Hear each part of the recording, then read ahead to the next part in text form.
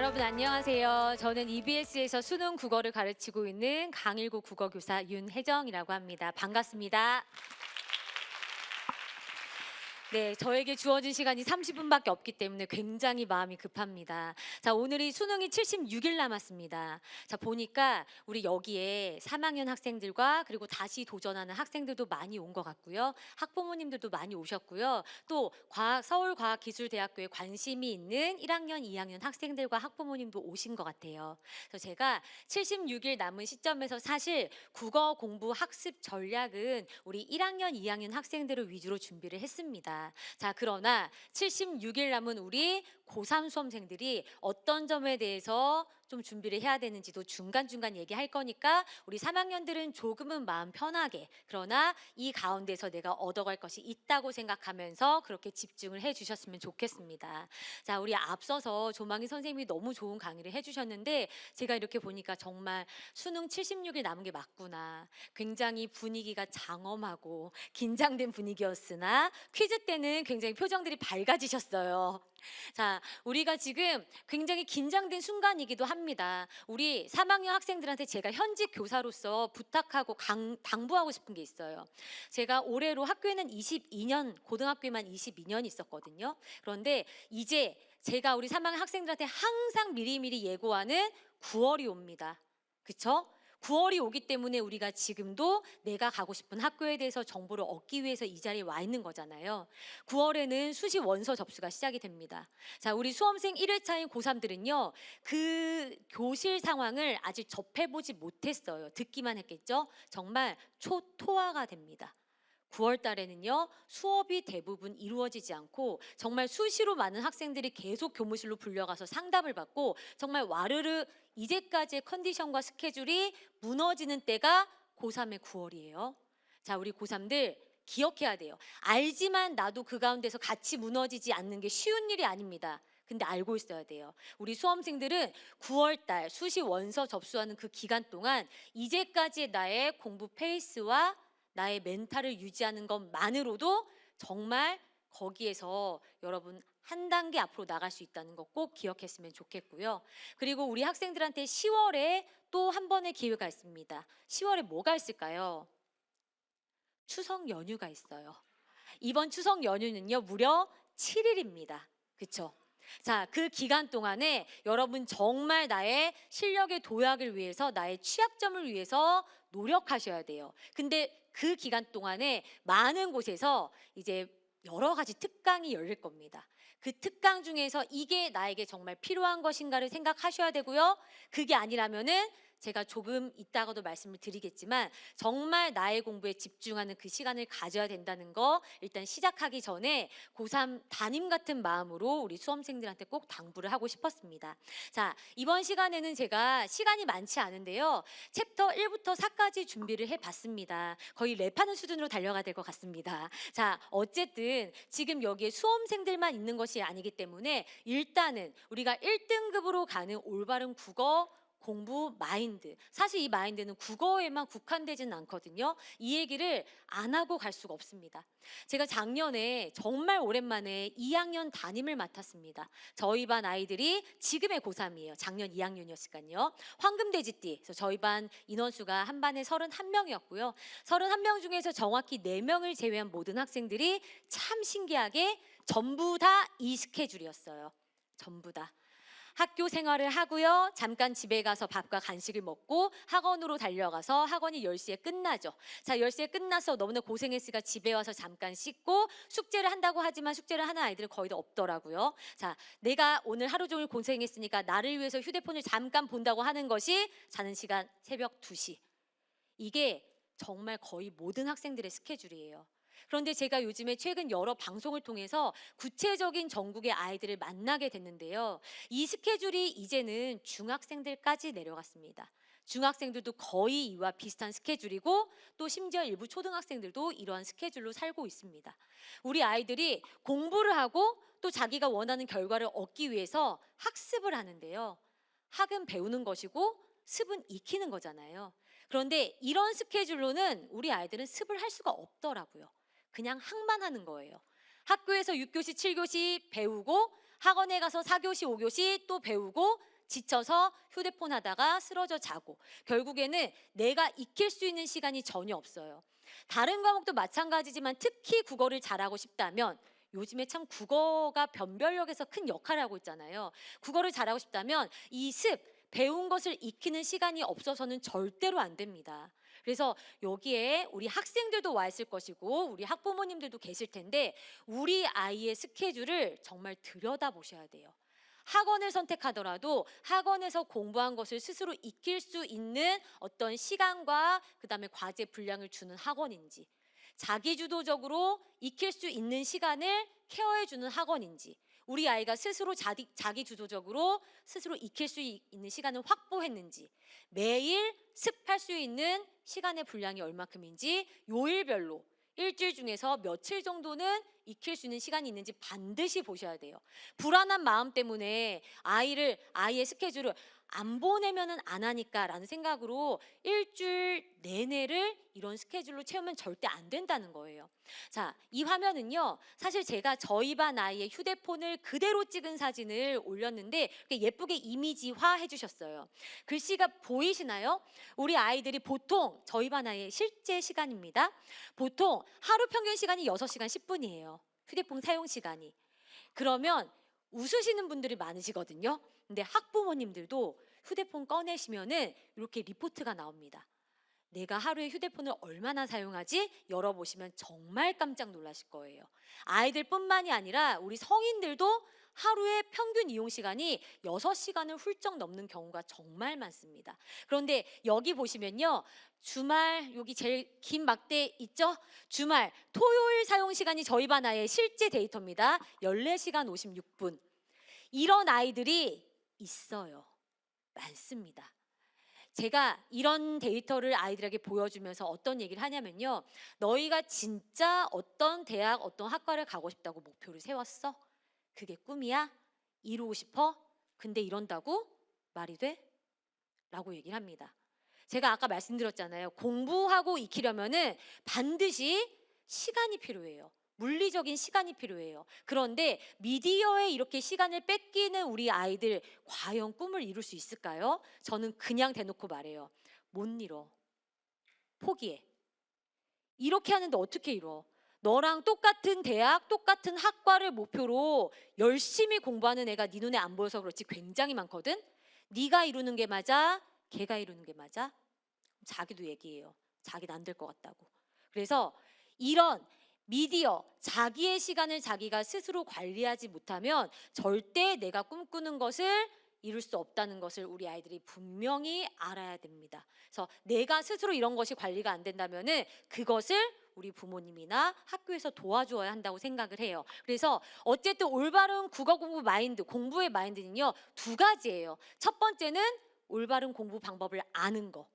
정말 대부분의 아이들이 80% 이상의 아이들이 국어 공부 방법이 어떤 게 올바르고 어떤 게 잘못된지 모르는 상태로 수능 전날까지 가거든요. 그래서 원하는 성적 못 받거든요. 첫 번째, 올바른 국어 공부 방법을 아는 거. 두 번째는요, 공부 분량을 채우는 거예요. 그 공부 분량을 채우기 위해서는 이런 부분에 대한 자기 주도, 자기를 이기는 힘이 정말로 필요하고, 여기에 어린 자녀를 두신 부모님이 있으시다면 초등 자녀, 중등 자녀 그 무엇보다도 자기 주도로 공부할 수 있는 아이로 기르시는 것이 정말 가장 중요하다는 말씀을 드리고 싶습니다. 자, 그러면 일단 이 부분은 제가 빠르게 넘어갈게요. 2022 개정 교육과정에서 이렇게 과목명이 바뀌었습니다. 자, 일단은 여기 제가 빨간색으로 표시해 놓은 것이 수능 국어 과목이에요. 근데 사실상 수학이나 아니면 과학 같은 과목에 비해서 우리 국어 과목의 어떤 선택 과목은 사실 큰 부담은 없습니다. 근데 지금의 2학년 학생들과 1학년 학생들은 전부 다 불안하고 불만 있어요. 2학년 학생들은 왜 내 다음부터? 라는 생각을 하죠. 그래서 내가 혹시라도 원하는 결과를 얻지 못했을 때 수능이 바뀌는데 나 어떡해? 라는 생각을 하고, 우리 1학년 학생들은 왜 하필 나부터? 라는 생각을 하죠.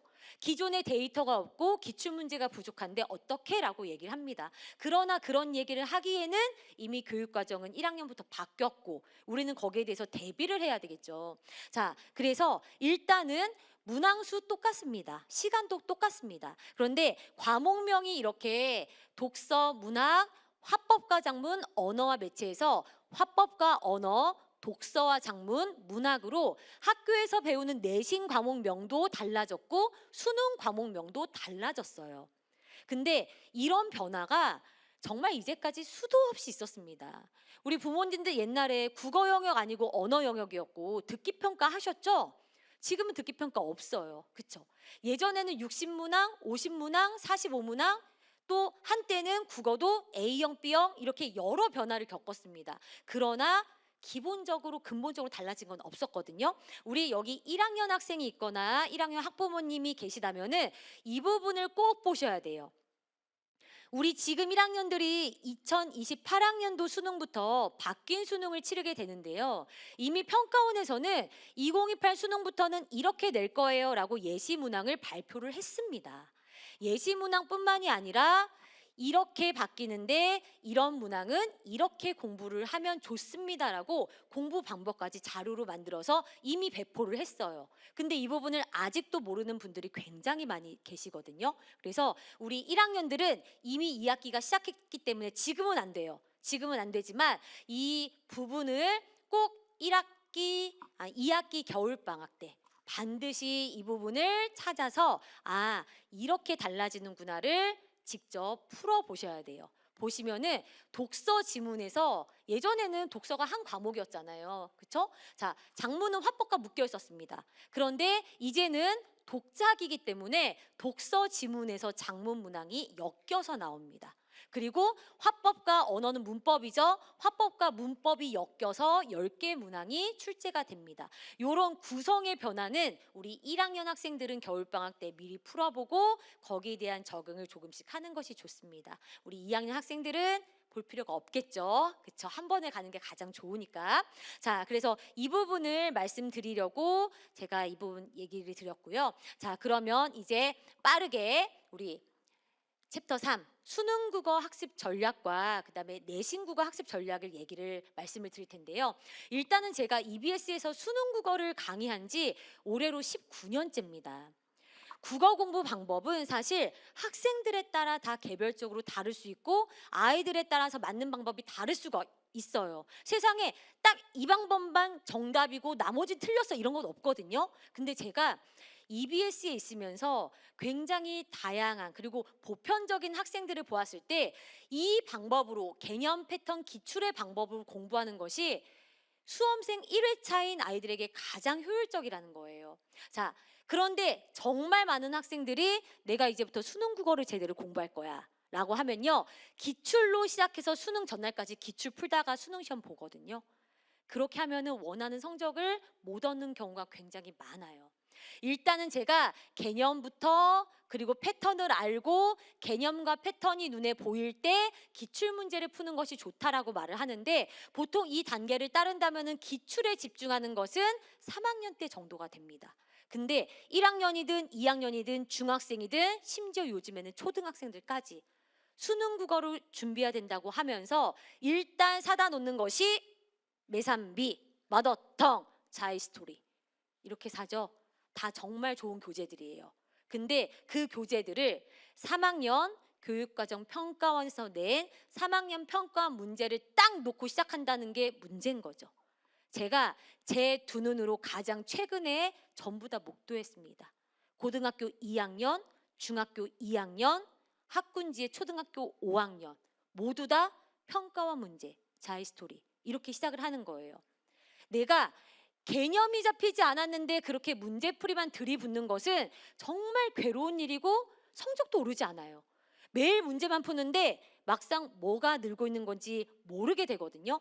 그럼 여기서 개념이 뭐냐? 이 개념은요, 초등학교 1학년 때부터 고등학교 2학년 때까지 학교 국어 시간에 교과서 교육과정을 통해서 배워왔던 그 모든 게 개념이에요.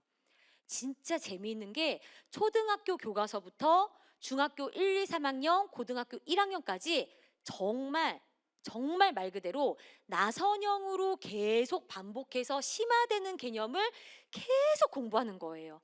저 첫째가 올해 초등학교 6학년이거든요. 그러니까 아이가 공부하는 내용을 보잖아요. 중학생의 교과서도 제가 다 봅니다. 그러면 놀랍게도 수능에 나오는 모든 것들이 중학교 3학년 교과서에 그리고 초등학생의 교과서에 다 있다는 거예요. 그게 개념이에요. 개념이 비유법, 직유법, 수미상관 이런 건 줄 아시는 오해하신 분들인데 그건 그냥 말이에요. 어휘예요. 국어사전만 검색해도 나오는 거고 그것들을 공부하는 데는 사실 하루면 다 공부합니다. 그게 개념이 아니라 처음 보는 시를 어떻게 읽을지 초등학교 때부터 뭐 배우는 줄 아세요? 동시부터 배우잖아요. 동시부터 배우면 이 시 속에서 말하는 이가 지금 어떤 기분이지? 그래서 그 기분을 어떤 방법으로 표현하고 있지? 이걸 배우는데 이게 사실 중학교, 고등학교 수능 문제까지 나오는 거거든요. 그래서 개념이라는 것은 우리가 초등학교 6년, 중학교 3년, 고등학교 2년까지 쭉 배워온 게 개념이에요. 학교 수업을 정말 충실히 잘 공부했다면 그 아이는 개념이 잡힌 겁니다.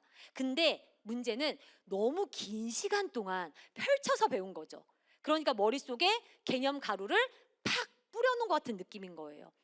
충실히 배웠지만 그래서 수능 국어를 내가 제대로 시작해야 되겠다라고 생각하는 순간 이제까지 공부했던 국어 개념을 한번 집약적으로 싹 정리하고 들어가는 게 가장 효율적이라는 얘기예요. 사실 우리 요즘 고등학생들 내신 대비와 수행 평가 이게 어마어마합니다. 그래서 학기 중에는 그렇게 수능 개념을 내가 따로 공부하는 게 솔직히 말해서 현실적으로 버거워요. 그래서 제가 추천하는 것은 방학 때를 이용하는 거예요. 고등학교 입학하기 전에 방학, 1학년 마치고 1학년 겨울방학, 그다음에 2학년 여름방학 굉장히 중요합니다. 이럴 때 EBS나 사설 강의도 괜찮아요. 개념 강의라는 것을 하나를 선택해서 내가 완벽하게 압축해서 집약적으로 한번 모든 것을 체계적으로 딱 정리해 놓는 거예요. 강의 안 들어도 돼요. 사실 강의는 중하위권 아이들이 들어야 돼요. 잘 모르기 때문에 중하위권인 거거든요. 근데 사실 상위권 아이들은 그냥 서점에 가면 요즘에는 국어 개념서가 굉장히 많이 잘 나와 있어요. 그 중에서 나에게 좀 내가 보니까 디자인도 예쁘고 이걸로 공부하고 싶은 마음이 든다라는 교재를 그 어느 것도 괜찮습니다. 고르시면 돼요. 그래서 상위권 아이들은 그냥 개념 교재 한 권을 자기가 스스로 독파하는 거 그렇게 하면서 개념을 공부하는 거예요. 개념을 공부하는 게 정말 개념을 공부할 때는 문제 안 푸나요? 아니요. 개념도 전부 다 기출 문제를 가지고 공부하는 겁니다. 그래서 기출 문제로 공부하지만 여기에서는 개념에 중점을 두고 그다음에 여기에서는 유형에 중점을 두고 이렇게 나가는 거예요. 자, 이 패턴이라는 건 뭐냐면요. 수능이 태어난 게 1994년이에요. 이제 30살이 넘었습니다. 수능이 30년 이상을 반복해 오면서 항상 반복해서 나오는 것들이 있어요. 이따가 제가 간략하게 보여드릴 건데 아이들이 기출문제를 풀면서 이런 아이들이 있어요. 단순하게 오늘 한 세트 풀었어. 채점했어. 몇 점이야. 다음 날 또 다음 세트를 가지고 왔는데 어제 거와 다른 지문이잖아요. 그러면 리셋. 처음부터 시작. 오늘은 이 지문을 풀었어. 또 다음 날 오늘은 또 이걸 풀었어. 이런 아이들이 있어요. 그게 아니라 반복해서 문제를 풀면 또 나오네. 이런 게 또 나오네. 이 시는 처음이지만 이런 문제가 또 나오네. 이 지문은 처음이지만 이런 선지가 또 나오네. 반복되는 게 눈에 보이기 시작하면은 패턴을 알게 되는 것이고 그 다음에는 기출문제 양을 늘려도 되는 겁니다. 자, 일단은 우리 학생들이 하면 안 되는 거 기출 문제만 많이 푸는 것 학생의 입장에서 문제 풀고 채점하고 그때 기준으로 나 몇 등급이고 그래서 틀린 문제 꼼꼼하게 읽어보고 공부 다 했다. 이거 절대 안 돼요. 기출은 푸는 게 아니라 분석을 해야 됩니다. 분석을 한다는 건 사실 정답을 알아야 분석을 할 수 있는 거거든요. 기출 분석에 대해서 얘기할 게 너무나 많지만 시간상 제가 한 가지만 말씀드릴게요. 자, 이게 뭐냐면요. EBS 사이트에 가시면요. 일단 이거는 25학년도 3학년 6월 지금 모평 문제를 가지고 온 건데요. 요런 선택지 선택 비율이 있습니다. 우리 3학년들 지금 잘 들어야 돼요. 이게 좀 작기 때문에 제가 크게 한번 만들어 보겠습니다. 이거는 6월 학평 고1로 만든 건데 거의 비슷해요. 자, 요런 내용을 보면 사실 올해 본 문제들은 현재 시중에 나와 있는 기출문제 이 자료가 없어요. 이 자료는 EBS 사이트에도 있고 사실 메가스터디 같은 사설 강의 사이트에 가도 이런 자료가 있습니다. 이 자료를 왜 봐야 되냐면요. 지금 노란색으로 넣어 놓은 것이 정답을 선택한 선택지 비율이에요. 그 다음에 여기 초록색으로 넣어 놓은 것은요. 정답이 아닌데 많은 아이들이 골라서 틀린 선지의 선택 비율입니다. 보통은 20%가 넘는 학생들이 선택한 것은 매력도가 굉장히 높은 선지다. 매력적인 오답이다라고 얘기를 하거든요. 때로는 정답 선택 비율보다 오답 선택 비율이 훨씬 높은 문제들이 있어요. 우리 아이들의 문제를 틀린 다음에 내가 이 문제 틀렸네. 왜 틀렸지? 해설지 있고 끝나는 경우가 있는데 아니에요. 올해 6월 모평, 9월 모평 출제하신 분들 중에서만 수능 출제제가 나옵니다. 수능 출제는 연달아 3년을 할 수 있기 때문에 작년 수능 문제를 출제했던 분이 올해 수능 문제 출제할 확률이 굉장히 높아요. 육모랑 구모는 우리 학생들만 연습하는 게 아니라 출제자의 입장에서 연습하는 시험이에요. 그래서 육모 출제를 하면서 구모 출제를 하면서 출제자들은 교육청 모의고사는 아닙니다. 평가원에 출제하시는 교수님들은 문제를 출제한 다음에 내가 출제한 문제가 정답률이 몇 %일까 예측치를 적습니다. 그것뿐만이 아니라 각각의 선지를 이 선지는 몇 % 학생들이 골라서 틀릴 것 같다. 이 선지는 몇 % 정도의 학생들이 골라서 맞힐 것 같다. 이렇게 선지 선택의 예상도 합니다. 그런 다음에 6월 모평과 9월 모평을 보면은 직접 예상한 것과 실제 올해 수험생들의 그 수치를 비교해 보겠죠. 굉장히 많이 놀라세요. 아, 이 선지를 이렇게 어려워할지 몰랐는데 이렇게 선지를 구성했을 때 아이들이 이 지문을 진짜 잘 이해한 애와 잘 이해하지 못한 애가 이렇게 변별되는구나. 올해 수험생의 특징이 이러하구나. 그분들은 평가의 전문가입니다. 평가기관이잖아요. 그런 것들을 반영해서 9월을 냅니다. 9월을 출제할 때는요. 6월과 9월 사이에 여름방학이 있기 때문에 아이들이 얼마나 성장할 것인지 예측치를 반영하고 그다음에 반수생이 들어올 것을 반영을 합니다. 그리고 9월 모평도 똑같은 방법으로 그렇게 연습을 한 다음에 사실 9월과 수능 사이에 2달밖에 되지 않는데 꾸준히 공부해온 아이들이 그 2달 사이에 폭발적으로 성장하는 것이 있어요. 그것과 그다음에 출제자들이 긴장하는 것은 그 사이에 들어오는 또 다른 N수생들이 있죠. 6월도 9월도 보지 않았던 또 다른 N수생들의 유입. 그들이 어느 정도 실력을 가지고 있을지 이런 것이 정확하지 않지만 그런 것을 반영해서 수능을 출제한다는 거예요. 그래서 우리 학생들 반드시 기억해야 되는 거 6월 모의고사 9월 모의고사 내가 몇 번 문제를 어떻게 잘못 생각해서 틀렸는지 아작아작 씹어 먹어야 돼요. 6월 모평, 9월 모평 너무 중요합니다. 물론 육모와 구모에 이미 연계교재에서 출제된 작품과 지문은 안 나올 확률이 거의 99%겠죠. 근데 그게 아니라 이런 문제와 이런 그 선지의 구성 방법이 나온다는 거예요. 그래서 특히 문법 같은 경우에는 이 개념 육모에 나왔으니까 안 나오겠지 아닙니다. 문법 같은 경우에 여기 언매 선택하는 학생들이 있을 수 있는데 6, 9월에 출제가 됐던 문법 개념은요. 그것의 심화 개념이나 그것의 인접 개념. 현대국어 문법이 나왔다면 그와 관련된 우리 중세국어 문법 개념 이런 것들이 확장해서 출제가 된 경우가 많기 때문에 6, 9월 모의고사는 이런 자료를 활용해서 정말 면밀하게 공부를 해야 된다는 거예요. 내가 이런 초록색을 골라서 틀렸다. 그 문제가 여러분을 살리는 문제가 될 수 있다라는 생각으로 자료 활용해서 육모, 구모는 다시 꼭 봤으면 좋겠습니다. 자, 그리고 넘어가서 우리 1, 2학년 학생들 중에서 시간 단축에 목을 매는 학생들이 있어요. 시간 단축에 목을 매면은 성적은 오르지 않습니다. 지문 읽어내는 연습을 해야죠. 자, 이 부분은 제가 가볍게 빠르게 넘기도록 하겠습니다. 이게 뭐냐면 지금 현재 2022 개정 교육과정의 사회교과서, 과학교과서의 일부입니다.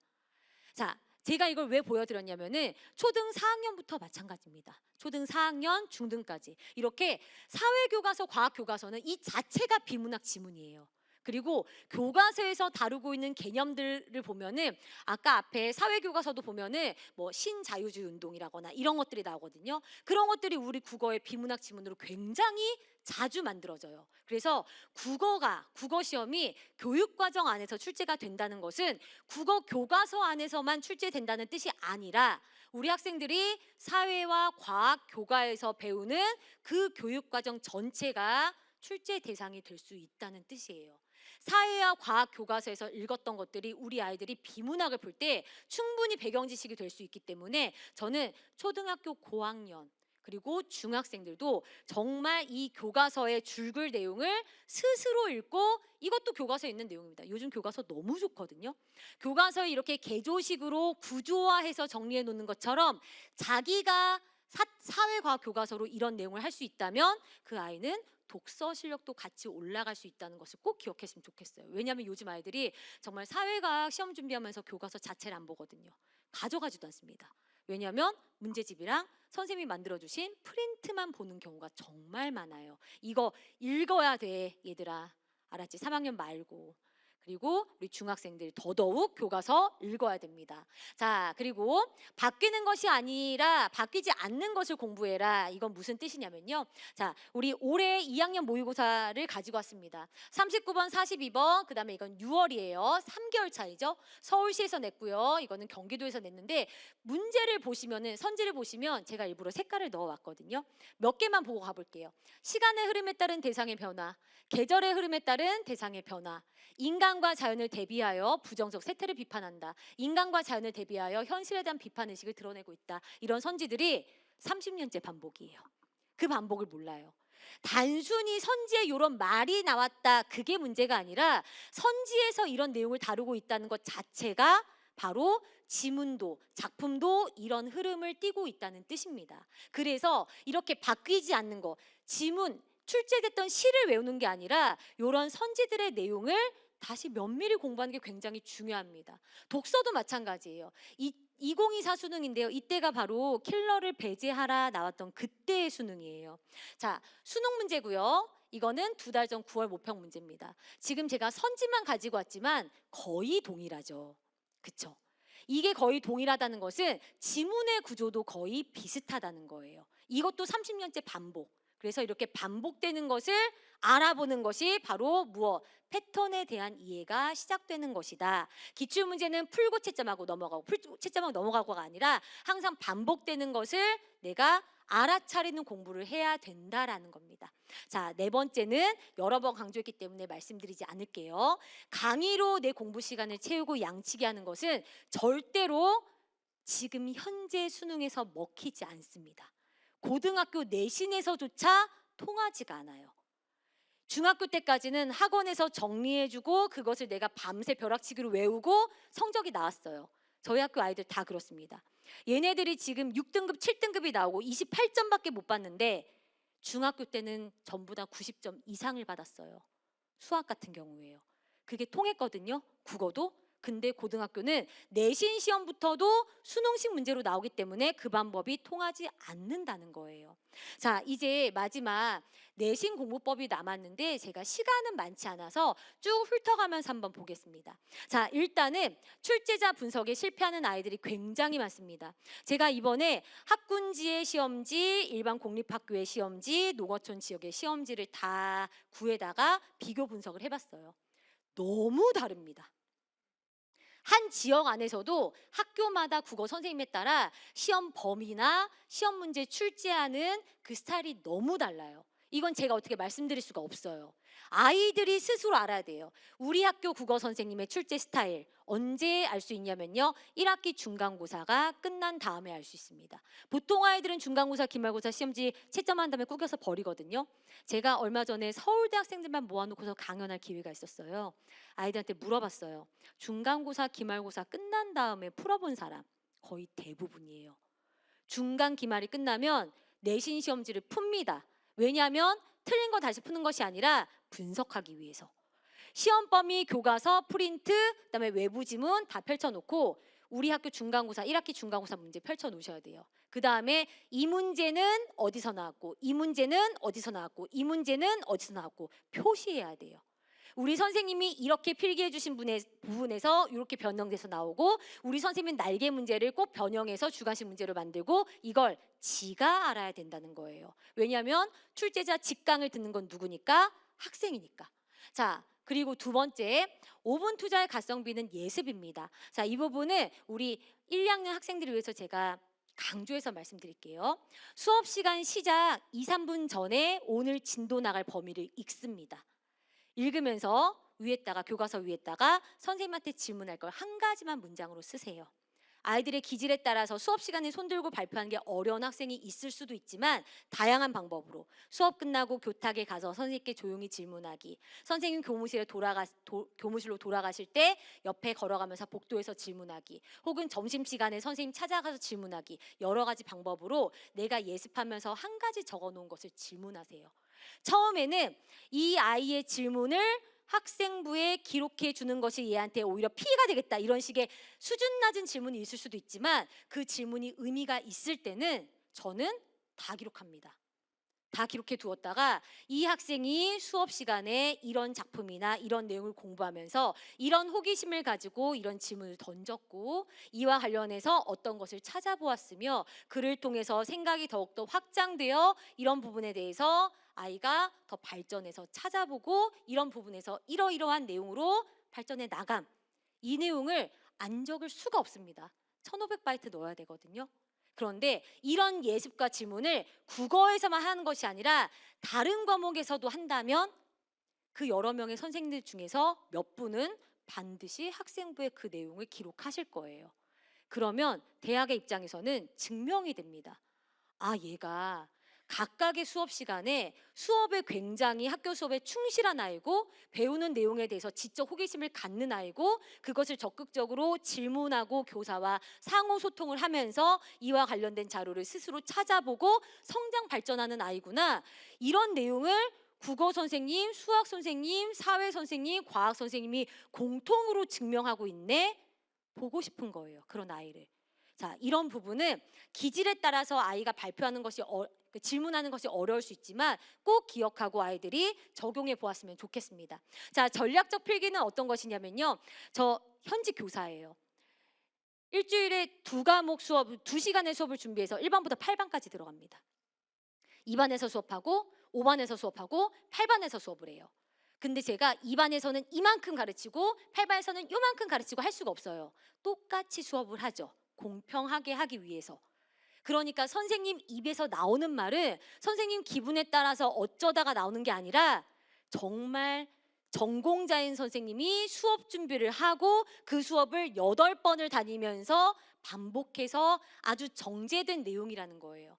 선생님이 지나가는 말로 이거 중요해라고 얘기한 게 아니에요. 수업 시간에 선생님이 중요하다고 얘기한 거, 이런 부분은 시험에 이렇게 나올 수 있어. 이런 부분은 시험에 나와. 선생님이 출제할 거야. 이 부분은 꼭 기억해야 돼. 이런 건 되게 헷갈릴 수 있다. 공부 열심히 하는 애들은 이런 부분 정말 잘한다. 이렇게 얘기하는 것들을 전부 다 전략적으로 필기해야 돼요. 국어는 특히 더 중요합니다. 그래서 수업 시간에 졸 수가 없어요. 선생님이 얘기하는, 선생님 입에서 나오는 것들을 정말 남학생들 지렁이 기어가는 현미경으로 봐야지 보이는 그런 글씨로 쓰지 말고 정말 또박또박 내 눈에 보이게 잘 알아볼 수 있게 펜 색깔도 2가지 이상 있었으면 좋겠어요. 선생님이 진짜 강조하는 내용들, 이런 것들을 전략적으로 필기하는 것이 내신에는 정말 중요하다는 거예요. 자, 우리 마지막, 자, 우리 학생들 직접 보면요, 고등학교 시험 범위 장난이 아니에요. 진짜 넓거든요. 그래서 과목도 많고요. 그래서 시험 범위를 정말 놀랍게도 다 훑어보지 못하고 시험장에 가는 애들이 생각보다 많아요.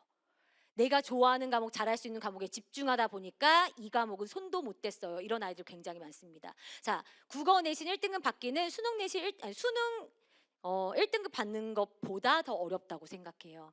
총 6회독 해야지 내신 국어는 1등급을 받습니다. 시험 기간 동안에 시험 범위 6번을 어떻게 봐요? 제가 말씀드릴게요. 첫 번째, 아까 말씀드린 수업 시간 직전에 보는 예습 있죠? 5분 정도 투자하는 예습, 그게 1회독이에요. 두 번째는 수업 시간에 자제하고 처음부터 끝까지 전략적 필기하면서 듣는 것이 2회독입니다. 세 번째는 당일 복습이에요. 고등학교 수업 당일 복습하지 않으면 나중에 따라갈 수가 없습니다. 국어의 당일 복습 효과는 굉장히 크거든요. 그날 공부한 거 그날 저녁에 당일 복습해야 되는데 시간이 진짜 얼마 안 걸려요. 왜냐면 학교에서 국어 시간에 진도 요만큼밖에 못 나가거든요. 그래서 학교의 선생님이 교과서 프린트 나가신 거 공부하고 또 학교 교과서는 반드시 자습서가 있어야 됩니다. 자습서에 해당되는 부분 선생님의 설명을 내가 조금 미흡하게 들었던 거 자습서로 체크하고 거기에 해당되는 문제 풀고 거기까지 당일 복습까지 3회독이 되는 겁니다. 자, 그리고 4회독은 언제냐면요.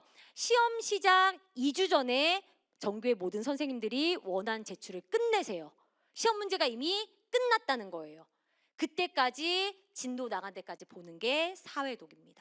자, 시험 전 2주 교무실에서 학생 출입 금지 종이가 떨어지는 순간 모든 선생님 머릿속에는 시험 문제가 있는 상태에서 나머지 2주 동안 진도를 나갑니다. 그때가 정말 피크예요. 전략적 필기를 해야 하는. 그때 질문도 더 많이 해야 됩니다. 국어 과목 같은 경우에는 진도가 진짜 빠듯하거든요. 시험 전날까지 진도를 나가세요. 그러니까 선생님이 진도에 쫓기기 때문에 더욱더 압축해서 강조하면서 수업을 하시거든요. 그때까지 한번 훑어보는 거 5회독. 마지막 6회독은 시험 전날 보는 게 6회독이에요. 최소한 이 정도를 해야 그 어려운 국어 내신 1등급을 받을 수 있다. 라고 생각을 하셔야 돼요. 이렇게 들었을 때 내가 이제까지 왜 국어 1등급이 안 나왔는지 알겠다 이 생각이 들죠. 자, EBS에 내신을 위한 강좌가 있습니다. EBS 추천 강좌 교과서 진도 특강 1등급 2주 특강이라는 강좌가 있는데요. EBS에서 각 교과서별로 강의를 해 두었습니다. 출판사마다 막대한 저작권료를 지불하고 강의를 찍었고 가서 후기를 보시면 학원 다니지 않고 이 특강으로 전교 국어 1등 했어요. 국어 1등급 받았어요. 라는 글들이 많이 있거든요. 그런 학생들이 있다는 것은 우리 1, 2학년 학생들도 충분히 도움을 받을 수 있다는 겁니다.